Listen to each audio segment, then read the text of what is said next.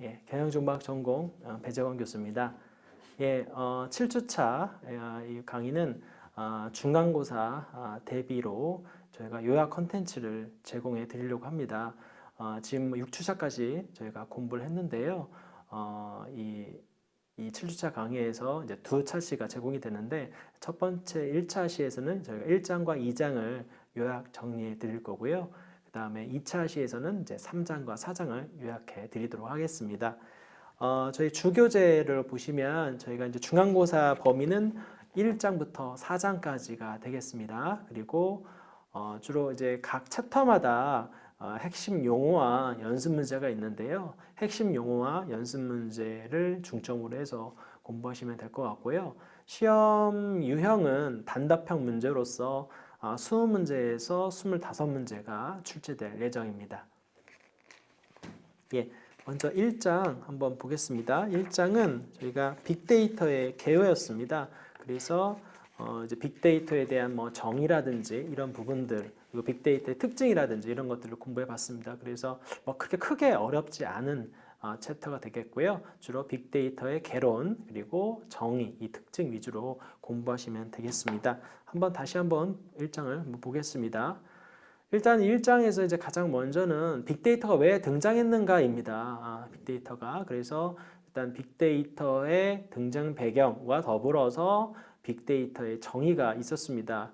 일단 빅데이터가 등장하게 된 배경은 여러 요인이 있습니다. 4차 산업혁명 시대가 열리게 되면서 뭐 사물 인터넷 또 그리고 클라우드 이런 기술들의 발전으로 인해서 빅데이터가 또 등장하게 된 것도 있고요. 그다음 여기 이 지금 파워포인트 슬라이드 나와 있듯이 이 SNS의 확대라든지 그리고 이 디지털 멀티미디어의 증가로 인해서 또 빅데이터가 더 부각이 되기도 했었습니다. 그리고 그 이외에도 뭐 스마트 팩토리라든지 그리고 4차 산업 관련된 핵심 원천 기술들이 이제 발전이 되면서 빅데이터가 등장이 되었다라는 거죠. 그리고 맨 위에는 이제 빅데이터의 정의가 나와 있는데요. 제가 빅데이터를 이야기할 때 데이터의 양이 많다. 네, 데이터의 양이 많다. 이 여기에만 초점을 맞추지 말고 제가 항상 얘기하는 것은 데이터의 유형이 더 중요하다고 말씀드렸습니다.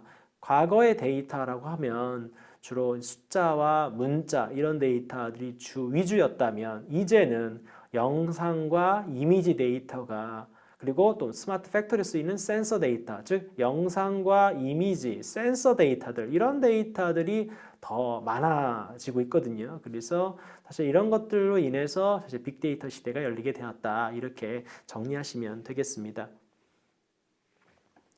예, 그래서 이 많은 시장 조사 기관이라든지 또는 연구 기관에서 빅데이터는 너무나도 중요하다라고 언급된 이 보고서라든지 기사가 상당히 많이 있습니다. 그리고 최근에도 이렇게 각국 정부와 산업계에서는 빅데이터를 가지고 다양한 합리적이고 과학적인 의사결정을 계속 내리고 있습니다. 예, 그래서 빅데이터 분석에 대한 중요성은 날로 강조되고 있다 이렇게 이해하시면 되겠습니다.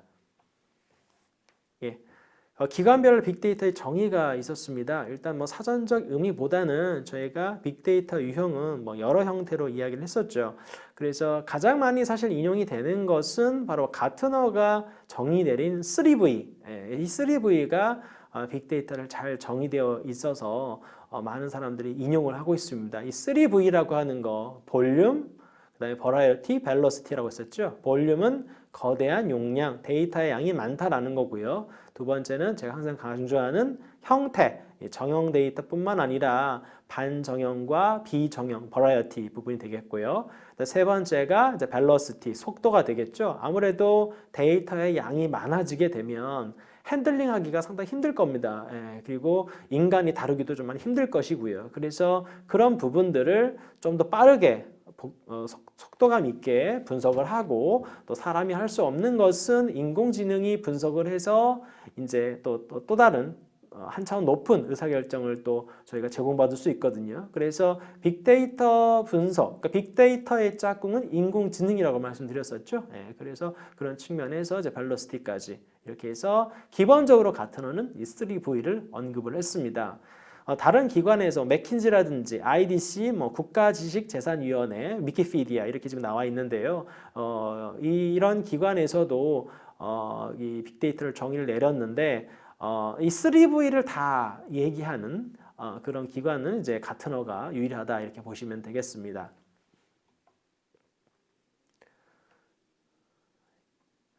예, 그래서 일단 3V 요건에서 첫 번째 V, 규모는 데이터의 크기였습니다. 데이터의 크기는 양적인 수준을 이야기한다라는 거죠. 양적인 수준이고 그 양적인 수준이었기 때문에 빅데이터라고 하면 뭐 테라바이트, 페타바이트 이 정도가 이제 뭐 빅데이터다라고 얘기하는 경우도 있었습니다. 그런데 지금 이렇게 뭐 스마트 팩토리가 계속 이제 확산이 되고 있고 또 IoT 기술들이 상당히 많이 이제 급증하고 있고 또 멀티미디어, 유튜브 컨텐츠들 이런 것들이 상당히 많아지면서 데이터의 저장 공간 이런 것들은 계속 늘어나고 있죠. 그러다 보니까 이 볼륨이라고 하는 부분은 계속 가면 갈수록 커질 수밖에 없습니다. 그래서 이제 뭐 테라바이트라든지 페타바이트 정도는 빅데이터를 보기가 좀 힘들다라고 하는 그런 연구자들이 이야기하는 경우도 있습니다. 그래서 용량 자체가 요즘에는 뭐 엑사바이트 그리고 아니면 제타바이트까지 뭐 제타바이트는 훨씬 더 이제 미래의 일이겠습니다만 지금 기업에서는 엑사바이트 정도까지 쓰고 있거든요. 그래서 이런 데이터의 양 이런 것들이 계속 커져가고 있다. 양적인 수준을 의미한다. 이게 바로 볼륨이 되겠습니다. 그 다음에 벨로시티라고 하는 것은 이제 속도가 되겠는데 데이터를 생성하고 분석하고 유통하고 소비하는까지의 시간을 말했습니다. 이 시간이 좀 더 빨라져야지 신속한 의사결정을 할 수 있다는 거죠. 예, 최근에는 이렇게 신속한 의사결정도 상당히 중요하기 때문에 그런 측면에서 속도는 상당히 중요하다. 특히 이제 속도적인 측면에서는 우리나라는 많은 강점을 가지고 있습니다. 그죠? 지금 현재 5G를 저희가 선도하고 있는데 이 5G라고 하는 거는 결국에는 빅데이터에 대한 어떤 유통이나 소비 이런 측면에서 기여할 수 있는 바거든요. 그래서 속도라는 측면은 지금 어느 정도는 기술력은 우리는 가지고 있다라고 보시면 되겠습니다. 세 번째는 다양성입니다. 예, 다양성. 과거에는 이제 숫자와 문자와 같은 이 정형 데이터가 핵심이었다면 최근에는 스마트 팩토리의 확산으로 인해서 뭐 센서 데이터도 상당히 많이 있고요. 또 우리가 전자상거래라든지 모바일 상거래, 소셜 커머스 이렇게 상거래 활동도 많이 하는데요. 그런 상거래 활동을 통해서 다양한 로그 기록들이 남게 됩니다. 그런 로그 기록도 상당히 많이 들어가 있고요. 또 유튜브라든지 이런 멀티미디어 데이터들 이런 것들이 상당히 많아지면서 데이터는 점점 다양해지고 있다. 이렇게 해서 이걸 다양성 버라이어티라고 이야기를 했습니다. 그래서 이 세 가지를 얘기하면서 다양성에는 정형과 반정형, 비정형 이렇게 이야기하고 있습니다. 지금 이제 저희 책자에서는 데이터 유형을 정형, 반정형, 비정형 이렇게 구성을 해놨는데요. 실무에서는 정형과 비정형 이렇게만 이분법적으로 나누기도 합니다. 그래서 과연 이걸 정형, 반정형, 비정형으로 세 가지로 나눠야 되는 것이냐 아니면 이걸 정형과 비정형으로 나눠야 되는 것이냐에 대해서 의견이 좀 많이 있는데요. 일단 정형 또는 비정형으로 나눈다는 얘기는 정형 같은 경우에는 이제 고정된 필드에 저장된 데이터들 주로 얘기하는 숫자와 문자 이게 정형이고 나머지를 다 비정형으로 놓겠다라는 거고요.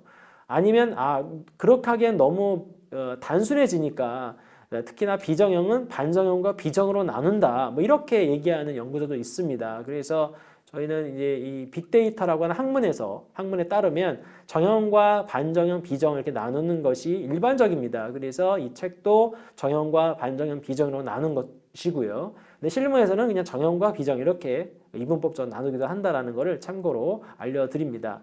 일단 이제 반정형이라고 하면 일단 주로 이제 얘기하는 데이터들은 뭐냐면 센서 데이터입니다. 이 센서 데이터는 이제 우리가 스마트 팩토리를 구축하게 되면 이 사물과 사물, 그러니까 기계와 기계 간의 이제 통신이 많이 이루어지거든요. 거기에서 나오는 것들이 주로 센서 데이터가 되겠고요. 최근 이제 농장에서 많이 이제 보급이 되고 있는 이 스마트 팜 같은 경우도 마찬가지입니다. 이런 농기구 설비들이 통신을 할 때 주로 센서 데이터를 가지고 통신을 한다는 거죠. 그리고 그런 스마트 팜에는 온도라든지 습도 이런 것들을 이제 기록을 해야 되는데 이런 것들이 대부분 센서로 구성이 되어 있습니다. 그래서 이 센서 데이터의 중요성 이런 것들이 또 반정형의 대표적인 데이터가 되겠고요. 앞서 설명드렸던 소셜에서 소셜 커머스 상에서 또는 커머스 상에서 상거래 상에서 많이 이제 발생이 되는 이제 로그 데이터도 이 반정형 데이터에 해당이 되겠습니다. 일단 비정형 데이터에서 또 요즘 핵심이 되는 것은 텍스트 데이터인데 이 텍스트 데이터라고 하면 여러분 이제 댓글 데이터가 되겠습니다.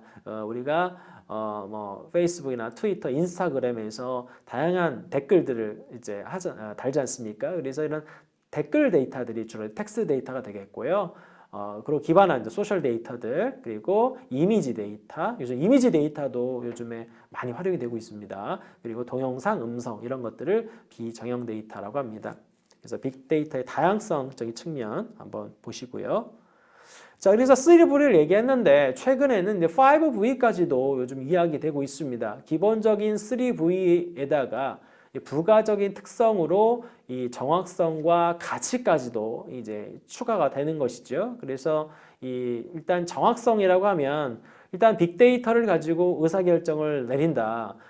최근에 이제 이렇게 고차원적인 의사결정을 내릴 때는 주로 예측과 추측, 최적화 같은 이런 문제들을 해결해야 되는데 이런 문제를 해결할 때의 성과 지표로서는 정확도가 되겠습니다. 예측 정확도를 얼마나 잘 맞추겠냐라는 거죠. 예측과 추측을 하는데 정확해야만 쓸 수 있잖아요. 그래서 예측 정확도가 또 하나의 성과 지표로서 쓰여서 이 정확성을 또 하나의 부위로 또 언급을 했고요.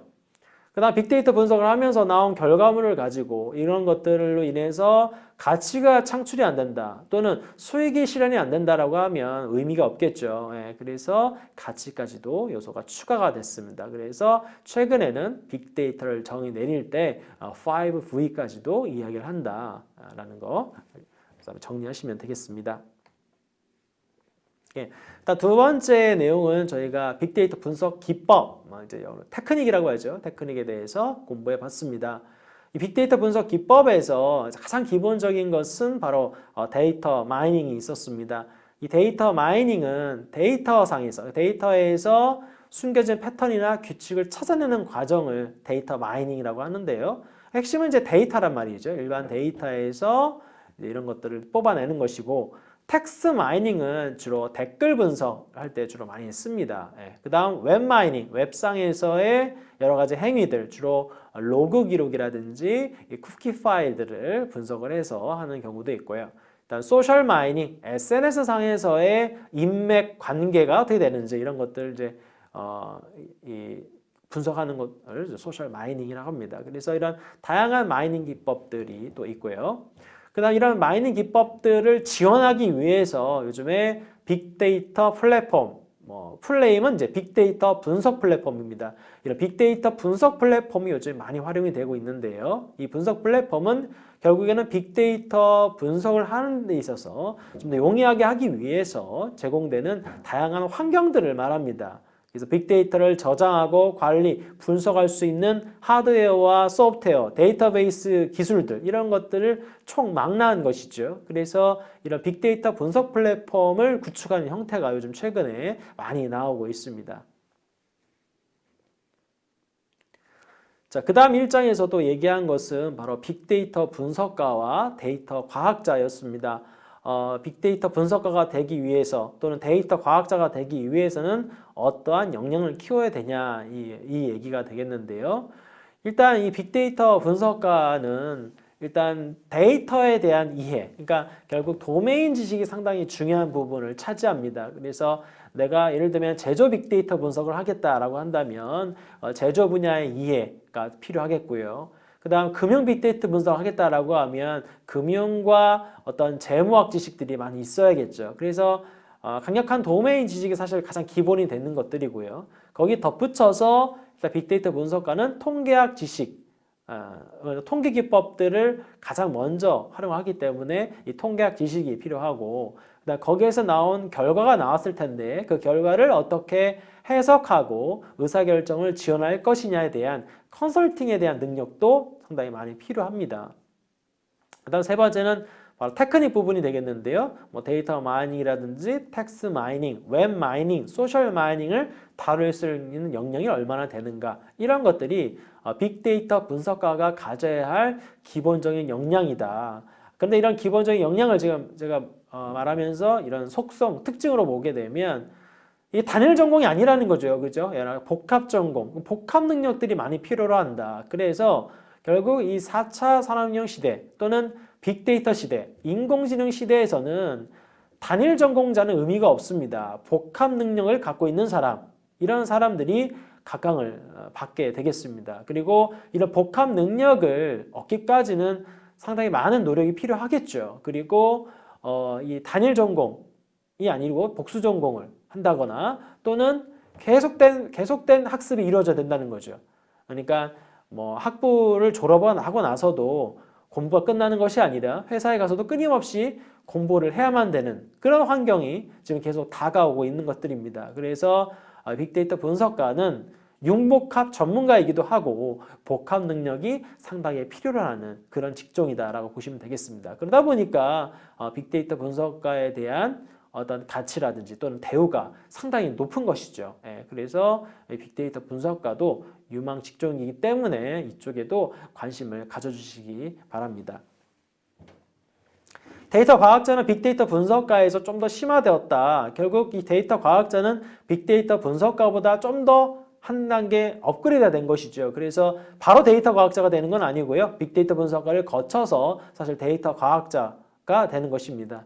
그래서 이 데이터 과학자라고 하는 것은 결국에는 더 많은 지식들이 많이 있겠죠. 폭넓은 지식도 있고 또 데이터에서 어떻게 가치를 끌어낼 것인지 여러 가지 테크닉도 가지고 있습니다. 그래서 이 데이터 과학자 같은 경우에는 이렇게 영역별로 갖춰야 될 인벤토리가 기술 인벤토리라고 하는데요. 이런 기술들을 갖추고 있어야 됩니다. 첫 번째는 이제 수학이나 통계학 지식들이 기본적으로 필요합니다. 그 중에서 여기서 이제 통계학 지식들을 주로 많이 적어놨는데요. 기계학습에 대한 이해, 그 다음 통계에 대한 이해. 그러니까 이런 기계학습이나 통계학 또는 베이즈 추정, 로지스틱 회귀 분석, 클러스터링 이런 것들은 기초 통계학 시간에 많이 배우셨을 겁니다. 그래서 이제는 이 빅데이터 분석이나 또는 데이터 과학을 하기 위해서는 이 기초 통계, 통계학 원론은 반드시 공부해야 될 학문이 되어버린 것이죠. 그래서 이 부분들을 꼭 숙지를 하시고요. 거기에 덧붙여서 이제 인공지능 기법, 신경망이나 의사결정 나무 이런 것들이 이제 꼭 공부해야 할 내용이다라는 겁니다. 수학과 통계학에 대한 기본적인 지식을 갖춘 다음에 또 우리가 갖춰야 할 것은 바로 프로그래밍입니다.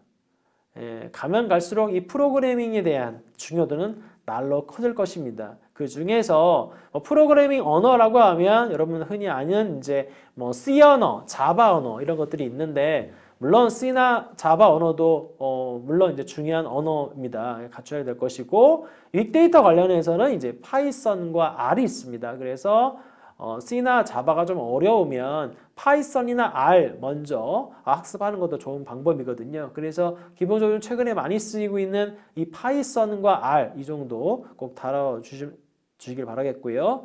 그다음 데이터베이스도 상당히 더 중요한 과목으로 또 대두가 됐습니다. 데이터베이스에 대한 이해 그리고 데이터베이스에서 결국에는 지리, 이 쿼리 언어가 더 중요하거든요. 그래서 이 쿼리 언어 이런 것들도 또 공부를 하셔야겠고요. 그다음 맵리듀스와 하둡 이건 나중에 설명드릴 건데요. 이런 부분들도 갖춰야 될 필요 기술 목록이 되겠습니다. 그 다음 이제 세 번째 영역은 도메인 지식입니다. 도메인 지식도 상당히 중요한 부분입니다.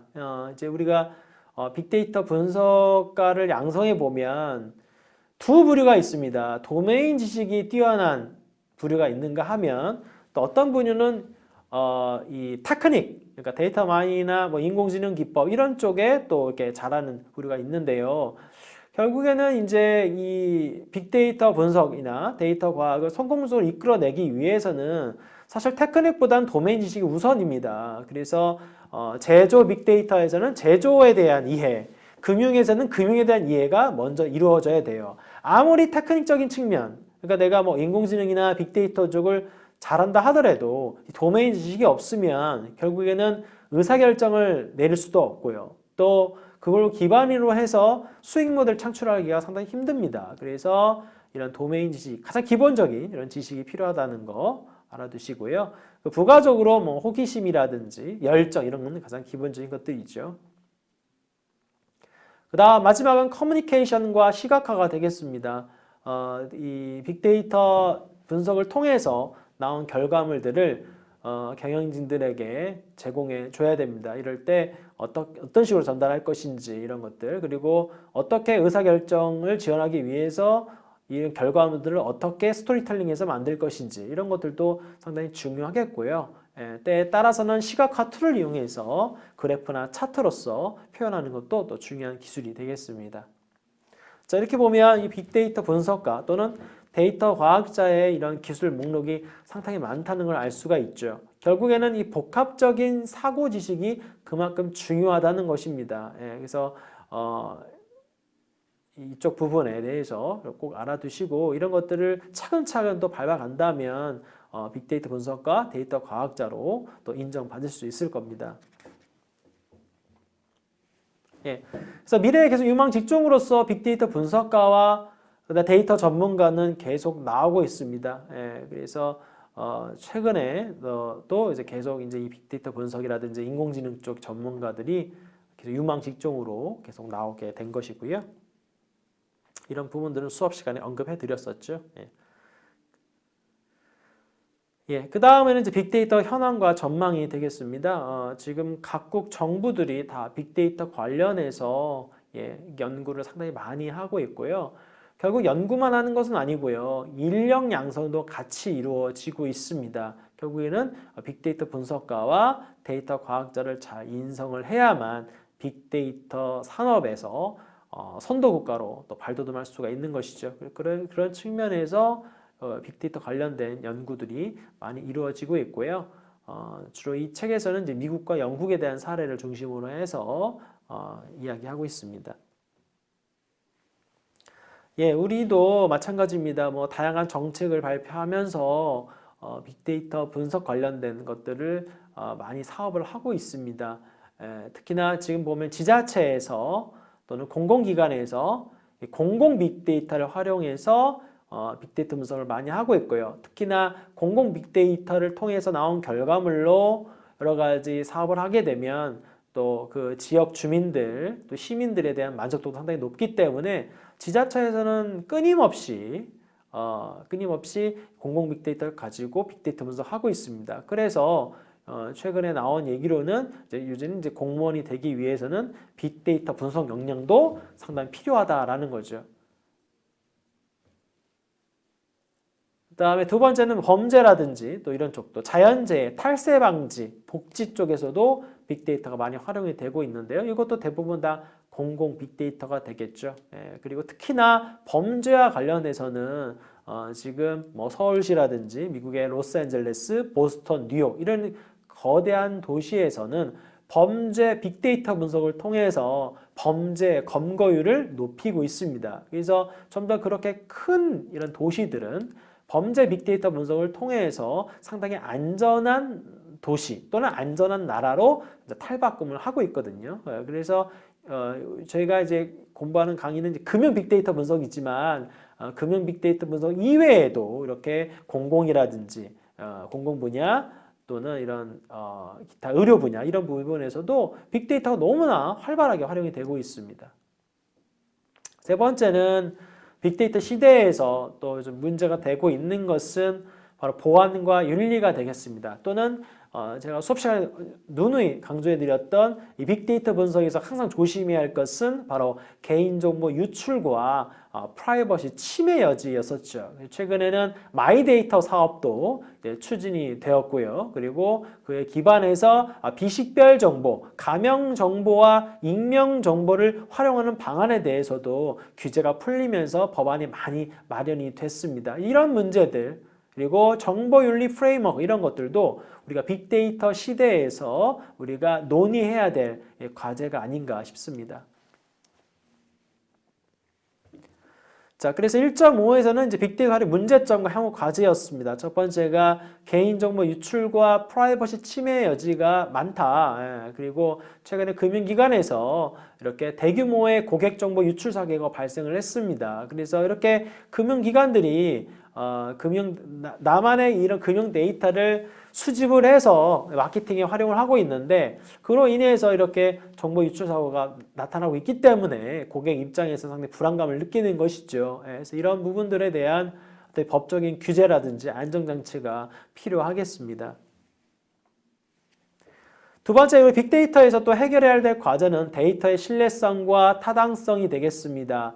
자, 이제 빅데이터 분석이 여러 분야에 많이 활용이 되고 있다고 그랬죠. 그리고 이 빅데이터 분석에서 가치가 창출되기 위해서는 이 데이터의 품질이 높아져야겠습니다. 그런데 어떤 이해관계자들이 이런 데이터를 조작을 하거나 변조하거나 이런 행위가 일어나게 되면 왜곡된 결과가 나오거나 또는 잘못된 결과가 나올 수가 있습니다. 그래서 이 결국에는 빅데이터에서 핵심은 데이터가 될 텐데 그 데이터의 품질을 어떻게 보장할 것이냐, 즉 데이터의 신뢰성과 타당성을 어떻게 확보할 것이냐, 이것도 우리가 빅데이터 시대에 해결해야 될 과제가 되겠습니다. 결국 또 데이터의 양이 많아지면 훨씬 더 이 품질 관리와 신뢰성, 타당성 확보에 더 많은 노력을 기울여야 되는 것이고요.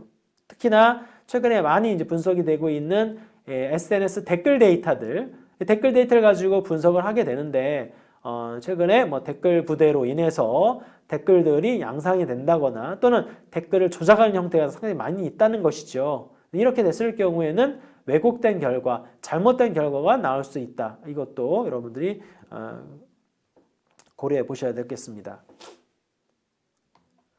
세 번째는 인력 양성 부분입니다. 인력이 많이 부족합니다. 그래서 지금 이 빅데이터 전문가라든지 데이터 과학자에 대한 인재 양성 프로그램이 많이 지금 활용이 되고 있고요. 미국 같은 경우에는 49만 명의 데이터 과학자가 필요하다고 하니까요. 그래서 최근까지도 계속 빅데이터 관리자를 양성하기 위해서 다양한 사업들이 진행이 되고 있고 또는 국외에 있는 다른 나라에 있는 빅데이터 전문가를 스카우트하는 경우도 상당히 많이 있습니다. 특히 중국 같은 경우에는 국내에 빅데이터 분석가와 데이터 과학자들에게 파격적인 대우를 제공하면서 이 사람들을 이 중국 본토로 끌고 오고 있거든요. 그래서 이런 것들은 우리도 좀 생각해 봐야 될 과제가 되겠죠. 그래서 결국에는 이 데이터 과학자, 빅데이터 분석가, 인재 양성 확보 방안이 매우 시급한 실정이다라는 게 이제 세 번째 내용이 되겠습니다. 네 번째는 빅데이터 윤리와 정보 윤리입니다. 이제 마이데이터 사업을 포함해서 이제 빅데이터가 이제 많이 이제 활용이 될 것입니다. 그리고 개인 정보도 상당히 많이 과도하게 수집이 되겠죠. 여기에서 발생되는 부작용은 반드시 해결해야 되겠습니다. 그래서 빅데이터 분석을 할 때 또는 빅데이터 분석하고자 하는 분석가라든지 또는 이 빅데이터 분석 기업들은 윤리에 대한 어떤 가이드라인을 갖춰야 된다는 것이죠. 이런 거. 그래서 최근에 빅데이터 분석 관련된 윤리 규정, 기준들이 현재 많이 정립이 되고 있습니다. 빅데이터를 위한 윤리 프레임워크 이야기하면서 랜달 스캇 킹이 얘기하겠던 5가지 자가진단 질문에 대해서도 언급해 드렸습니다. 자, 첫 번째, 우리가 보유하고 있는 데이터는 익명인가 아니 특정인을 설명하는가? 자, 데이터는 이제 우리가 비식별 데이터를 써야 된다고 얘기했습니다. 식별할 수 없는 데이터를 써야 된다는 거죠. 식별 데이터를 쓰게 되면 결국 개인정보 유출과 프라이버시 침해를 할 수밖에 없습니다. 그래서 우리가 비식별 데이터를 쓰자라는 게 첫 번째 질문이고요. 두 번째, 데이터를 얻는 과정이 되겠습니다. 불법적으로 데이터를 또 얻는 경우도 있을 수 있잖아요. 그래서 데이터를 어떻게 얻었는가, 데이터를 어떻게 받았는가, 또 아니면 이것을 구입했는가, 이런 부분들에 대해서도 한번 생각해 봐야 된다라는 거고요. 세 번째, 데이터의 사용이라든지 데이터의 분석이 다른 지역에서 불법으로 간주될 수 있는가. 그래서 이게 이제 그 지역 내에서 빅데이터 분석하면 안 돼라고 하면 하지 말아야겠죠. 불법적인 요소가 있는지 보는 거였고, 네 번째, 가장 중요한 문제로서 데이터를 갖고 있는 주인은 우리가 이 방법으로 데이터를 사용하는 것에 대해서 알고 있는가, 즉 본인 데이터가 분석에 활용이 되고 있는지를 아는가입니다. 사실 네 번째도 많이 취약한 부분이죠. 다섯째, 우리는 다른 사람이 우리에 대해 더 많이 알고 있다는 사실을 받아들일 수 있는가. 이렇게 해서 5가지의 윤리적 조건에 관련된 질문을 통해서 자가 진단을 현재 하고 있습니다. 1.5는 사례 연구가 되겠는데요. 사례 연구에서는 주로 이제 이 전문가들을 대상으로 해서 인터뷰 방법을 통해서 빅데이터 시장을 활성화하기 위해서는 뭐 어떠한 것들이 필요하냐라고 이제 물어본 사례 연구가 되겠습니다. 그래서 짧게 설명드리면 이제 첫 번째가 기계학습과 인공지능 기술력을 향상시키자 이 부분이 있었죠. 두 번째가 비식별 정보 이용 활성화를 위해서 법안을 좀 풀자라는 거, 그리고 빅데이터 진흥법 같은 거를 이제 제정을 해서 빅데이터 분석을 활성화하자 뭐 이런 얘기도 있었죠.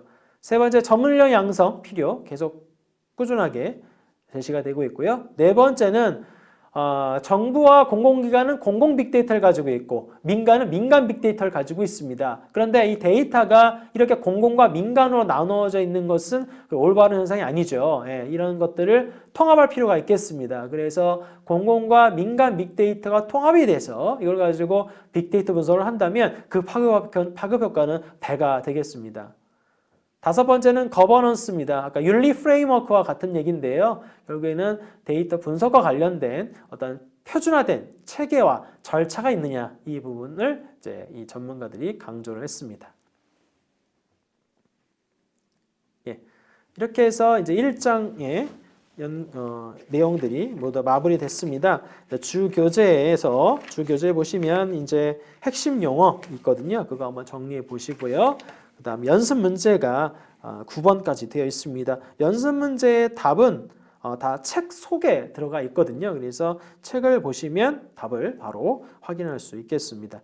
주로 이제 저희가 1장에서는 여기는 빅데이터에 대한 정의와 그리고 빅데이터에 대한 특성, 그리고 이런 빅데이터를 하기 위해서 필요한 여러 가지 조건들에 대해서 주로 공부해 봤습니다. 그 다음 2장으로 넘어가겠습니다. 이 장에서는 빅데이터 활용과 분석 기법, 이 장 제목에도 나와 있듯이 결국 빅데이터 분석 기법이 핵심 챕터가 되겠습니다. 첫 번째 우리가 공부할 것은 기계학습입니다. 머신러닝이란 말 참 많이 쓰이죠. 기계학습, 머신러닝, 기계가 학습한다입니다. 자, 기계가 학습하는데 기계학습은 인간이 일단 데이터를 제공해 줘야 됩니다. 즉 학습을 하기 위해서 일단 인풋, 입력에다가 사람이 개입해서 데이터를 넣어줘야지 기계가 학습한다는 거죠. 그리고 그 기계학습을 통해서 자기 나름대로 정보와 지식을 체계화하고 이런 것들을 통해서 예측하기 위해서 어떤 알고리즘을 만드는 과정, 이게 기계학습이 되겠습니다. 기계학습과 관련해서 또 다른 용어는 딥러닝이 있습니다. 딥러닝도 상당히 많이 나오죠. 딥러닝이라고도 하고 심층학습이라고 하는데 딥러닝은 기계학습보다 한 단계 더 수준이 높은 것이죠. 딥러닝은 기계학습과의 차이는 뭐냐면 딥러닝은 인간의 개입이 필요가 없습니다. 딥러닝은 자기가 알아서 데이터를 제공받아서 알아서 학습해서 알아서 자기만의 어떤 패턴과 규칙을 만드는 것이거든요. 이걸 바로 딥러닝이라고 합니다. 일단 저희가 기초 지금 챕터이기 때문에 기계학습이 가장 먼저 나왔고요. 그리고 기계학습은 주로 확률 이론과 수학 기법들, 통계 기법, 알고리즘, 컴퓨터 구조 이런 것들을 말하는 그런 융합 기술이 되겠습니다. 그래서 빅데이터 기계학습은 빅데이터를 이용해서 학습과 검증의 과정을 거쳐서 예측과 추측을 위한 의사결정을 지원한다. 이렇게 정의가 되어 있죠. 빅데이터 분석 기법에서 가장 먼저 우리가 배워야 할 것은 바로 데이터 마이닝이 되겠습니다. 데이터 마이닝.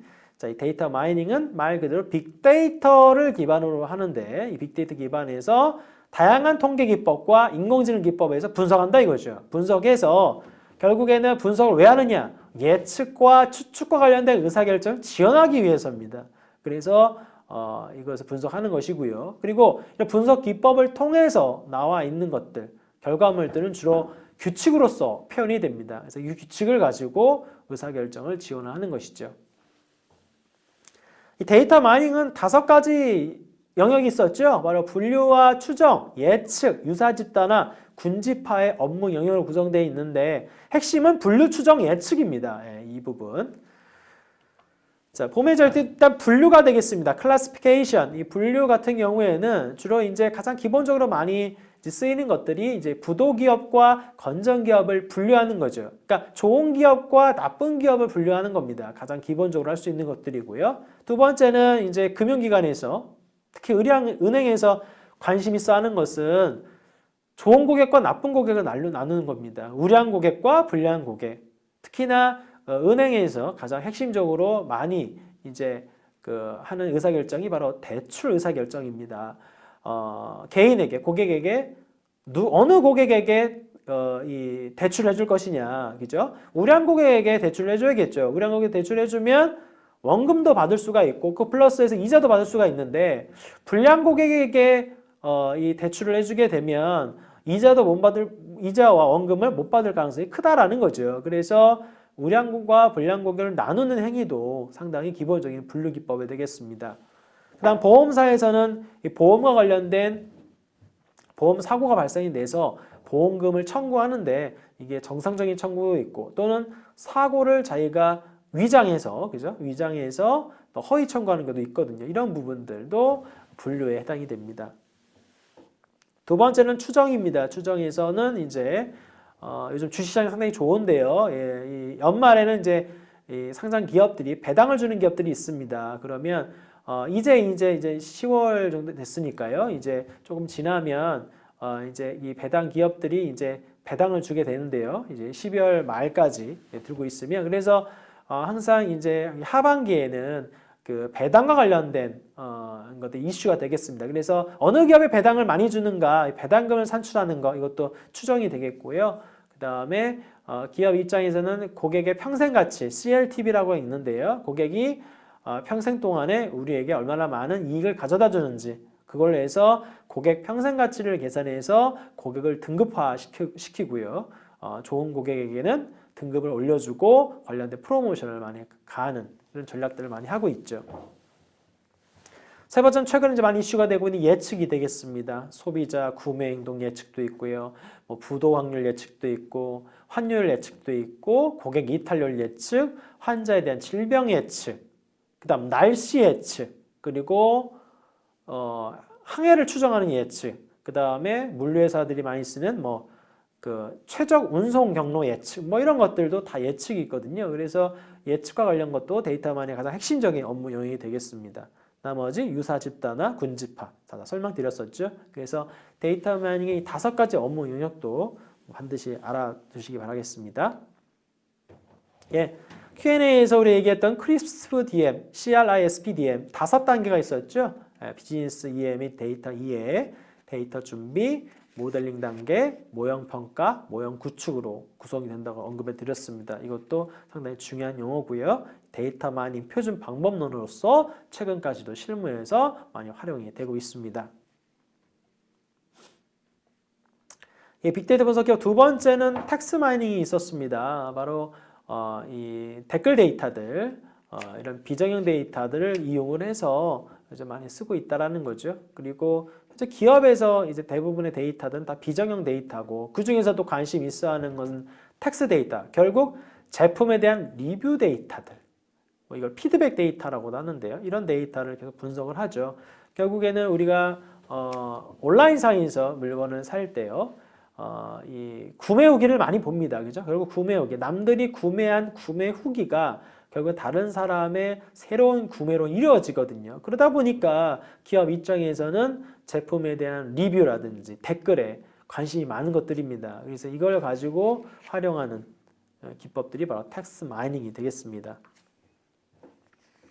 이 텍스트 마이닝 중에서 또 하나 더 보는 것은 바로 감성 분석이라는 게 있었죠. 사람의 감정을 분석을 하는 것들입니다. 결국에는 그 리뷰 데이터를 쭉 들여다보면 그 사람들에 대한 감정이 가장 많이 들어가 있죠. 그죠? 그래서 그런 감정에 대한 것들을 이제 분석을 해서 결국에 뭐냐면 이 제품과 서비스에 대한 선호도를 분석할 수 있고요. 또는 그게 사람이라면 인기 투표 같은 경우도 해당이 되겠죠. 그래서 긍정과 부정에 대한 선호도를 측정하는 것. 이것도 이제 감성 분석이라고 합니다. 세 번째는 소셜 네트워크 분석입니다. 소셜 네트워크 분석에서는 주로 이제 트위터나 페이스북에 있는 데이터를 가지고 많이 활용하는데요. 이 소셜 네트워크 분석은 뭐냐면 바로 사회 관계망을 만드는 겁니다. 나라는 사람이 있는데 그 나에게 관련된 사람들이 누가 있는지를 한번 사회 관계망 그래프로서 표현을 하는 거죠. 그래서 나를 중심으로 해서 그래프가 그려지는데 거기에 있는 사람들은 다 영향력을 행사하는 사람들이죠. 그리고 이런 사회 관계망이 만들어진다는 얘기는 나와 비슷한 성향을 갖고 있다는 것도 해석할 수가 있습니다. 그래서 나라는 사람한테 마케팅을 하고 그대로 그 마케팅 전략을 내 주위에 있는 이 사회관계망 구성원들에게 똑같이 마케팅 전략을 세우게 되면 효과가 크다라는 거죠. 그러니까 불특정 다수에게 마케팅 전략을 세웠을 때보다도 이 사회관계망으로 구성이 된 상태에서 이 사람들한테 마케팅 전략을 동일하게 적용이 되면 효과가 크다라는 거죠. 그래서 페이스북이나 트위터에서의 이런 사회관계망을 분석하는 경우가 많이 있습니다. 여러분들이 사회관계망을 이런 툴을 통해서 활용하는 거 말고 여러분들이 확인할 수 있는 방법은 바로 카카오톡입니다. 카카오톡에 보면 채팅창에 여러분들 그 채팅한 흔적들이 남아 있잖아요. 거기에 있는 구성원들이 여러분과 관련된 사회관계망으로 보시면 됩니다. 그리고 가장 많이 대화를 한 사람이 누구냐? 그 사람이 여러분에게 가장 큰 영향력을 행사하는 사람이죠. 결국에는 이 소셜망에서는 사회관계망에서는 여러분에게 누가 영향력 있게 행사하느냐 영향력자를 분석하는 것도 이 소셜 네트워크 분석에서 가장 큰 또 핵심적인 상황이 되겠습니다. 결국에는 다양한 마케팅 전략이라든지 경영 전략을 세우기 위해서 기업은 끊임없이 여러분들의 사회관계망을 분석, 조사하고 있습니다. 예, 그 다음 이미지 마이닝이 있습니다. 저희가 주로 우리 이 주 교재에서는 데이터 마이닝을 주로 이야기하고 있습니다. 물론 데이터 마이닝이 가장 기본적인 것들이고 가장 많이 활용되기 때문에 그런 것이죠. 근데 최근에 또 많이 나오고 있는 것은 바로 이미지 마이닝이 되겠습니다. 이미지 마이닝. 그래서 그 이미지를 분석해서 다양한 것들을 이제 판단을 내리는 것들인데요. 주로 이제 이미지 마이닝을 많이 쓰는 게 이제 병원에서도 이미지 마이닝을 많이 씁니다. 우리가 병원을 가보면 이미지들이 상당히 많이 있죠. 우리가 뭐 MRI라든지 CT 촬영을 하게 되면 이미지 데이터들이 상당히 많이 나오는데 그런 이미지 데이터를 가지고 분석을 하는 겁니다. 그래서 조기에 암세포를 이제 식별할 수도 있고요. 또 그걸 이용해서 다양한 또 질병들을 예측할 수가 있는 것이죠. 그 다음에 뭐 스마트팜 이런 농장에서는 과일들이 있는데 과일 중에서도 좀 상태가 안 좋은 썩어 있는 뭐 이런 과일도 있을 수 있잖아요. 이런 것들을 식별하는데 그런 식별을 과거에는 사람들이 다 했거든요. 사람들이 보면서 뭐 복숭아 이 부분 또 사과에 뭐 벌레들이 먹은 흔적이 있는지 이런 것들 아니면 썩었는지 이런 것들을 일일이 다 봐야 되는데 최근에는 카메라가 이미지 마이닝 기술을 활용을 해서 알아서 식별을 한다는 거죠. 이런 부분들. 또는 요즘 범죄 예방에서도 요즘 CCTV가 많이 설치가 돼 있죠. 그러면 그 CCTV를 통해서 이상한 행동을 하는 이런 사람들을 또 식별할 수도 있고요. 그래서 CCTV라든지 지금쯤 얘기하는 CCTV라든지 아니면 영상 진단이라든지 뭐 이런 데이터에서 이미지 데이터는 많이 활용이 되고 있기 때문에 이걸 가지고 빅데이터 분석하는 경우도 상당히 많이 있습니다. 오디오와 비디오도 있습니다. 이제 오디오 마이닝은 주로 이제 뭐 음악 산업에서 많이 활용이 되는 것들 있죠. 네, 그걸 가지고 이제 활용하고 있고요. 비디오 마이닝 또 마찬가지로 비디오 파일이나 카메라 이런 입력 장치를 통해서 비디오 영상을 분석해서 그 사람의 행동 패턴을 또 분석하기도 합니다. 예, 그 다음 2장에서 또 중요한 내용은 이제 빅데이터 분석 단계가 있었습니다. 예, 이 빅데이터 분석 단계. 2장이 가장 핵심이 되겠죠. 책 주교재에서는 이제 55페이지에서 또 이제 시작이 되는데요. 이 빅데이터 분석 단계에서는 크게 이제 빅데이터 과제 기획 단계가 있었고요. 그리고 빅데이터 과제 분석 단계가 있었습니다. 그래서 이 빅데이터 과제 기획 단계, 문제의 발굴 및 정의, 문제 해결을 위한 개념적 대안 설계, 그 다음 데이터 가용성 평가, 문제 해결을 위한 논리적 모형 설계, 그 다음에 과제 추진 방안 수립 및 타당성 평가, 그 다음에 과제 확정 및 분석 계획 수립이 있었습니다. 이 단계 꼭 정리를 하세요. 정리하시고요. 그리고 각각의 역할에 대해서 정리하시면 되겠습니다. 빅데이터 과제 분석 단계는 4가지 단계로 되어 있습니다. 데이터 수집과 데이터 전처리와 정제, 데이터 분석과 정리 및 처리 결과 수용, 해석과 결과 제시입니다. 앞서 과제 기획 단계는 기획을 하는 거예요. 예, 기획해서 빅데이터 결국 기획 단계에서 핵심은 이 빅데이터 과제를 해야 되느냐 말아야 되느냐 이걸 이제 판단하는 거지 않습니까? 빅데이터 과제 분석 단계는 실제로 하는 거예요. 실제로 하는 단계를 설명하는 거죠. 실제로 할 때 첫 번째 데이터 수집, 획득하는 거죠. 데이터를 획득을 하고 그 다음에 그 데이터에서 데이터에 대한 전처리와 정제 과정 상당히 중요하다 그랬죠. 이 전처리와 정제 과정을 거치고 그 다음에 분석한 다음에 결과가 나왔을 거 아닙니까? 이거를 수용할 건가? 수용하면 그 결과를 다른 의사결정자에게 해석해드리고 그 결과를 제시하고 때에 따라서는 소프트웨어까지 개발하는 이런 과정이 되겠죠. 그래서 이 과제 분석은 결국 실행 단계다라고 보시면 되겠습니다.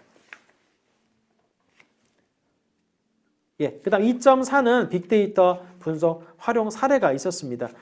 활용 사례에서 다양한 활용 사례가 있는데요. 이 첫 번째 활용 사례는 바로 CRM 분야가 되겠고요. CRM 그래서 이것을 CRM 빅데이터 또는 그냥 최근에 그냥 고객 빅데이터라고 하는데요. 바로 고객 빅데이터 분석을 통해서 이렇게 빅데이터 분석도 많이 활용이 되고 있습니다. 예, 그래서 결국에는 여기서 얘기하는 것은 이제 카탈리나사를 예로 들었었죠. 그래서 CRM 빅데이터, 그러니까 고객 빅데이터 분석을 통해서 고객의 구매 성향 예측에서 다양한 마케팅 전략을 수립을 한다. 그러면 이 고객 데이터가 뭐가 있느냐? 가장 기본적으로 이 카탈리나 썼던 데이터는 바로 영수증 데이터였고요. 그거는 바로 포스 데이터죠. 우리가 큰 대형마트에 가서 물건 사고 나면 영수증을 주잖아요. 그 영수증에 뭐가 있습니까? 구매 품목이 좀 나오죠. 그 구매 품목과 나와의 연관성을 분석을 해서 관련된 프로모션을 하는 것들이고요. 특히 이 대형마트에서 우리가 물건을 사는 경우에 있죠.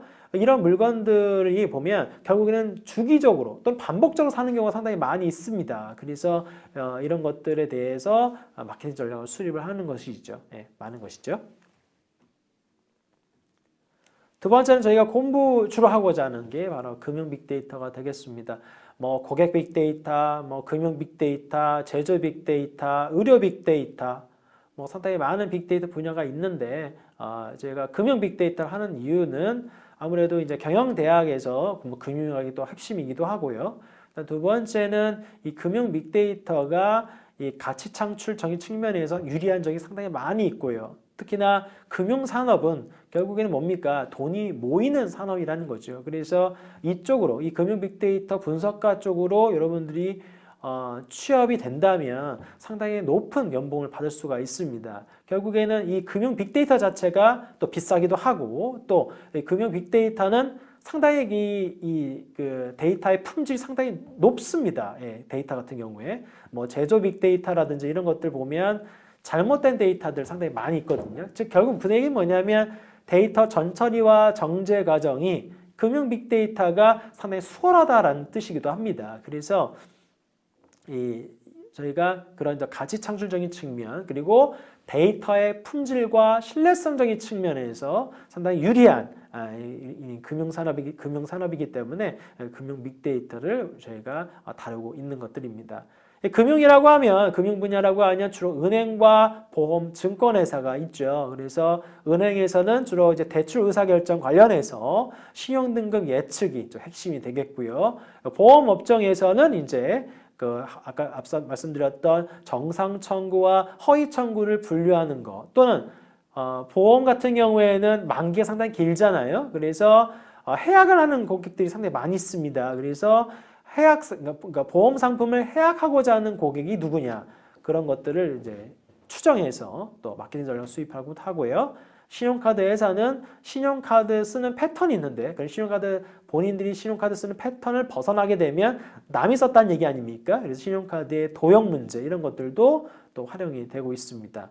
그리고 나중에 제가 설명드릴 건데요. 또 증권사에서는 이제 바로 로보 어드바이저가 있죠. 이 로보 어드바이저가 금융 빅데이터를 기반으로 해서 다양한 상품들을 만들고 있습니다. 그래서 이 금융 분야에서 이렇게 빅데이터 분석이 활발하게도 진행이 되고 있고 다양한 수익 모델이 나오기 때문에 여러분들은 이 금융 빅데이터 분야에 포커스를 맞춰서 공부하시면 나중에 큰 도움이 될 것 같습니다. 예, 그 다음에는 금융과 더불어서 또 최근에 나온 게 바로 이제 많이 활성화가 되고 있는 게 의료 빅데이터가 되겠고요. 그 의료 빅데이터에서 또 핵심이 되는 게 바로 인공지능 의사 왓슨이죠. 최근에 이제 많은 이제 국내 병원들이 인공지능 의사 왓슨을 도입을 하고 있습니다. 왓슨은 뭡니까? 바로 의료 빅데이터가 담겨져 있는 거죠. 전 세계에 있는 암 환자 이런 데이터들을 끌어모아서 결국에는 이제 암이 걸린 사람에게 그 데이터에 기반해서 최적의 치료법이라든지 처방을 해준다라는 거죠. 그래서 이런 부분들이 사실 이제 그 개별 의사들 같은 경우에는 아무래도 사람이다 보니까 오진할 수도 있는 거 아닙니까? 결국에는 이 오진을 막기 위해서 또 오진율을 낮추기 위해서 인공지능 의사 왓슨이 많이 활용이 되는 것들이고요. 지금은 인공지능 왓슨이 암 환자를 대상으로 해서 치료를 하고 있습니다만 결국 인공지능 의사 왓슨의 주 목적은 정상적인 사람들까지도 분석을 해서 그 사람에게 어떻게 보면 향후에 걸릴 질병을 미리 예측해서 지금부터 어떻게 보면 이런 것을 대응할 수 있는 대응 전략을 마련해 주는 것, 사실 그게 가장 궁극적인 목적이거든요. 그래서 인공지능 의사 왓슨의 향후 발전 방향도 여러분들 보시면 또 재밌을 것 같습니다. 예, 그 다음에는 재난 관리입니다. 이 재난이라고 하는 특히 이런 분야들은 있죠. 국가 간의 협조가 상당히 많이 있죠. 아무리 사이가 좋지 않는 국가라 하더라도 그 국가에서 지진이나 또는 화재라든지 이런 게 나게 되면 또 많이 도와주지 않습니까? 그래서 재난 분야 같은 경우에는 이렇게 국가 간에 이런 이제 협조하는 경우도 상당히 많이 있습니다. 그래서 이런 국가 간에 이런 재난과 관련된 데이터들, 환경 데이터라든지 또는 지진 감지 데이터라든지 이런 토지 관련된 데이터라든지 또는 위성 데이터라든지 이런 것들을 끌고 모아서 재난 관리 분야에 있어서 여러 가지 재난에 대한 대비를 현재 하고 있다. 특히 지진을 예측하고 쓰나미를 예측하는 부분 또는 화재 발생 예측 같은 것들 이런 것들은 상당히 필요하지 않겠습니까? 그래서 이 재난 관리 분야도 또 많이 활용이 되고 있는 분야가 되겠습니다. 예, 그 다음에는 이제 범죄 예방이 되겠습니다. 앞서 잠깐 설명드렸었는데요. 이렇게 대도시에서도 이 범죄 예방, 범죄 빅데이터를 활용을 해서 이 범죄자들에 대한 검거율을 높이고 있습니다. 결국에는 수많은 CCTV 데이터들, 그다음 사진 데이터들 또는 뭐 소셜에서의 다양한 댓글들, 그다음에 통화 로그 기록 이런 것들을 수집을 해서 용의자를 좀 식별하고 있고요.